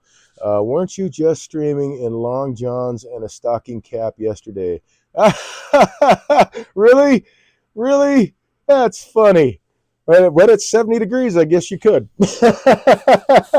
Yeah, come on now. I mean, I know it's Phoenix, but is it really cold? 70 is cold. I used to when I was stationed in when I was in the Air Force. My first duty station was Okinawa, and we used to joke about it. I was there for a couple of years. We used to joke about it that water freezes at 60 degrees. in Okinawa because the normal temperature is normal temperature is 100. Or whatever it was on a flight line, man. It was 130, 140 degrees around those jets, man. That was incredible. But used to make jokes about water freezing at 60, so I get what you're saying. It's cold. We run around short shirts until 30 around here. Yeah, yeah, they do here too, man, for sure. Well, actually, I'll say 40, but it's just been a really damp cold this year. Um, yeah, actually, no, it's just been what it is it's been like a dry ice cold. It's been super dry and really flipping cold. And I lived in Colorado for quite a while, and where it's dry, but it never got like this, except maybe in the mountains. I mean, yeah, that's Colorado, but I mean, like actually in the mountains, like Berthoud Pass, Snowmass, Loveland, that kind of thing. Um, yeah, but it's just been really, really wild. The temperature's just crazy. I'm done with winter, honestly, but we got a little bit ways to go. I joke about it. It's not totally true, but winter is 9 months out of the year here. It feels like because we're not as far north as Alberta, Canada. I'll say, but I'm a lot farther north than I've ever been. Yeah, wow. All right. Thanks a lot, folks. I appreciate you joining me. I hope you stay friendly. I hope you enjoy the rest of your evening. I'm going to go do a bunch of piercing and carving, get this stuff done as quickly as possible. I got to get pictures on. So my intention is to post the pictures on Instagram. My Instagram is Dave_Rife. Let me just type that really quick. If you want to check it out later, and I will next time I'm uh, make sure to show it off. Take care. Hope we can help you get it. Yeah, thanks, man. I hope so too. Like I said, that's the last thing as far as I'm aware. I've done all the other, crossed all the T's and dotted all the other I's. This is the only one that I've been kind of struggling with. But it's a fairly new channel. I've been doing it maybe about a year, and when I originally started, I was just doing one night a week, and then a couple months in, I started doing 2 nights a week and started building a following, and it's taken a while. And I get it, but like I'm so close, so I'm just going to keep asking. Thanks a lot, folks. I hope to see you Tuesday, Wednesday, 8 to 11 next week. Yeah, hope you have a good evening. Thanks a lot.